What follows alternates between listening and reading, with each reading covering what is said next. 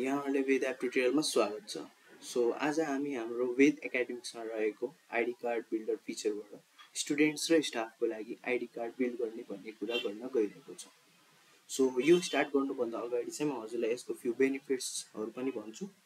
So सबभन्दा पहिला चाहिँ यो एकदमै इजी छ युज गर्नलाई, जुन कि इजिली एड्याप्टिभ हुन्छ, जसले पनि यो काम गर्न सक्नुहुन्छ।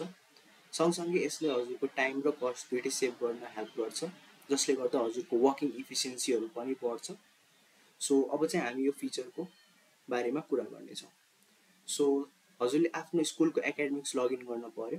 एकाडेमिक्स लगइन गरिसकेपछि चाहिँ हजुरले लेफ्ट साइडमा रहेको सर्च मेनुबाट हजुरले आइडी कार्ड सर्च गर्न सक्नुहुन्छ।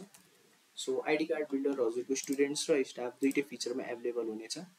सो दुइटैको भर्जन सेम नै छ, बट हजुरको जस्ट इन्फर्मेसन र कन्टेन्ट मात्रै डिफ्रेन्ट हुने भयो। सो अहिले चाहिँ हामी स्टुडेन्टको आइडी कार्ड बिल्डरबाट चाहिँ काम गर्नेछौँ। सो आइडी कार्ड बिल्डरमा सेलेक्ट गरिसकेपछि चाहिँ हजुरले यस्तो भ्यू पाउनु हुनेछ।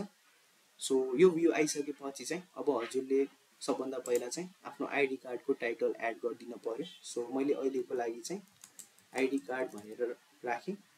सो यति गरिसकेपछि चाहिँ हजुरले आफ्नो राइट साइडमा रहेको चुज ब्याकग्राउन्ड इमेजबाट चाहिँ आफ्नो आइडी कार्डको ब्याकग्राउन्ड इमेज एड गर्न सक्नुहुनेछ।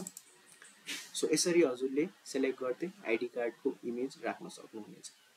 सो आइडी कार्डको इमेज राखिसकेपछि चाहिँ हजुरले यो इमेजको विड्थ र लेन्थ दुइटै म्याक्सिमाइज र मिनिमाइज गर्न सक्नुहुन्छ। सो आफ्नो चाहेको अनुसारले हजुरले आफ्नो इमेजको साइजहरू पनि बढाउन सक्नुभयो र घटाउन सक्नुभयो। सो मैले यसलाई चाहिँ 56 र 82 मा राख्छु। सो यति गरिसकेपछि चाहिँ हजुरले आफ्नो लेफ्ट साइडमा रहेको कन्टेन्टहरूलाई एड गर्न सक्नुहुन्छ। सो यो चाहिँ स्टुडेन्टको नेम भयो। सो मैले आइडी पनि राखेँ। सो क्लास पनि एड गरेँ। सो यसरी नै हजुरले पनि राख्न सक्नुहुनेछ। सो अब हजुरले चाहिएको कुनै टेक्स्ट जुन सिस्टममा एभाइलेबल छैन भने चाहिँ त्यो पनि हजुरले राइट साइडबाट एड टेक्स्टबाट चाहिँ एड गर्न सक्नुहुन्छ।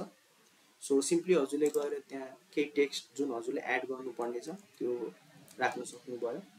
सो यसरी हजुरले एड गरेर प्लेसमेन्ट कहाँ राख्नुहुन्छ भनेर हजुरले राख्न पर्यो। सो यसै गरी हजुरले स्टुडेन्टको इमेजहरू पनि एड गर्न सक्नुहुन्छ।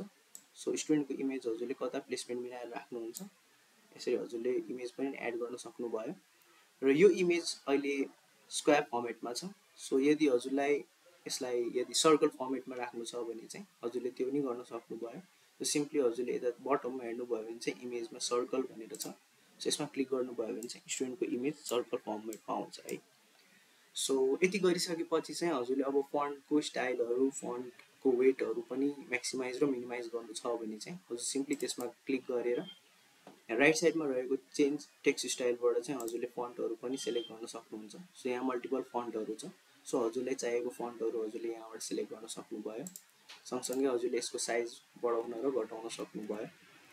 सो अहिले हामीले चाहिँ यसको साइज सो यसरी हजुरले आफ्नो साइजहरू पनि चेन्ज गर्न सक्नुहुन्छ फन्टको।